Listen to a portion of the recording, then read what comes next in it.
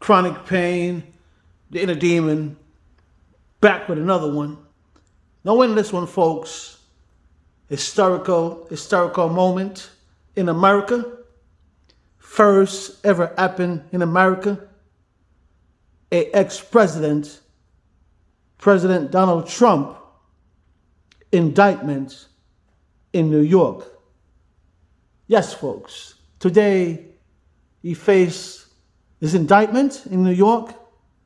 I'm talking about getting a mugshot, seeing the judge, and possibly placed in handcuffs. Yes, folks, today is the day. The day. I know Trump lied about the Stormy Daniels situation. I know he lied.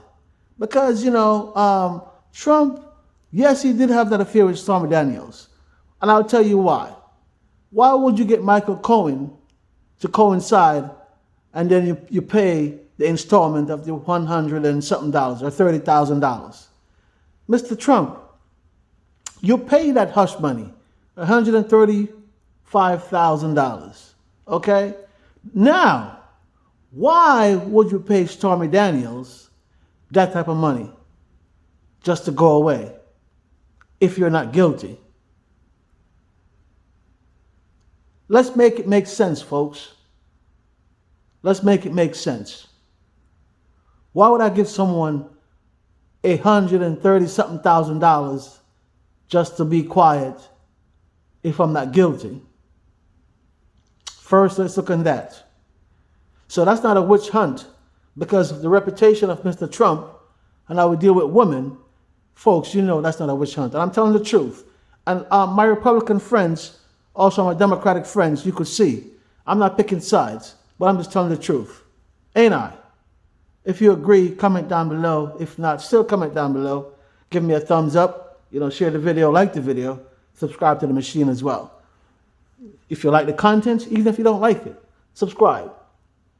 So is Mr. Trump going to wear some orange jumpsuit today? Or is he going to wear let me see what they call them again, the brass jewelry? Talking about the handcuffs. Also the tax evasions and all that type of stuff. And also the alterations of different type of charges. You know what I'm saying? All this type of stuff that's been going on for years. Landlord, slumlord, you name it. Hey, man, it is what it is. That to me was astonishing. You even saw the staging. We could see the agents and the way they were moving. We could see the president going into his vehicle, the staging process. To me, I feel that in a situation like this, look, normally a former president is not going to get all the assets that a current president will get.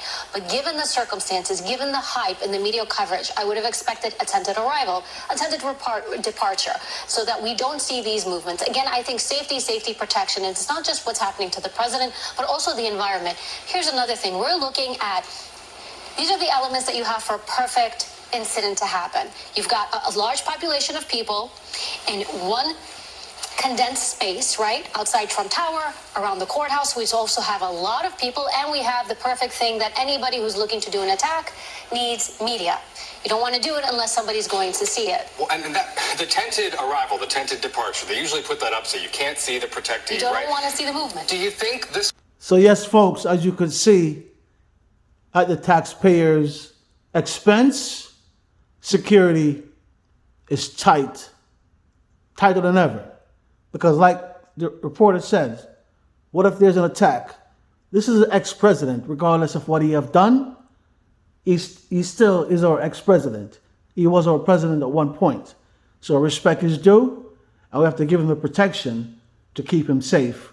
Regardless of what he's going through, what he's facing, we still have to give him the protection. We owe that to an ex-president. Respect is due. What goes through your mind when you see this scene right here? So from a personal standpoint, I don't like it from the security perspective because, again, outside players conceive movements, positioning, how we post people, but then going to the criminal justice system, and I'm a professor, I teach criminal justice. the whole idea of going through the system, it needs to be public. People need to see this. We don't want our court systems to function in secret. It's part of your due process that you're going to get a public arraignment, a trial. So it's finding that balance of what can you secure and what must you make public so that the people can see. The people have a right to see. The people have a right to be in the courtroom to witness this. How many people can you allow in? I do think it was wise that they didn't have the media coverage within because it's going to be too much. Again, you want to... Miranda, he is going in with his attorneys, right? So it's not a situation where this is an arrest on the street, NYPD are bringing him into whatever the first precinct, and then there's going to be Miranda warnings. On that note, on your point, you almost want to have it so to the book as possible and not make any sort of exceptions. That way, down the line, you're really shoring up the quote-unquote arrest and also the prosecution down the line. But when where an attorney is bringing a client in to face charges where they know that there's an indictment or the detectives, what have you, are looking for a certain person, they're going to take the mugshot in this typical situation. Mugshot serves different purposes, right? It serves the purpose of, carrying the defendant through the justice system in terms of during, court dates or looking at a certain rap sheet. Is this the person who's in court? But really a mugshot is so law enforcement knows who an individual is if they abscond, and then you have a face to the charge, to the name. Here, Donald Trump, everyone knows who Donald Trump is. Right. So yes, folks, that would be interesting, the mugshot. Donald Trump always have a good hair day. So the mugshot is going to be very interesting. Chronic Pain, the Inner Demon. Like, share, subscribe to the machine. One love. Peace.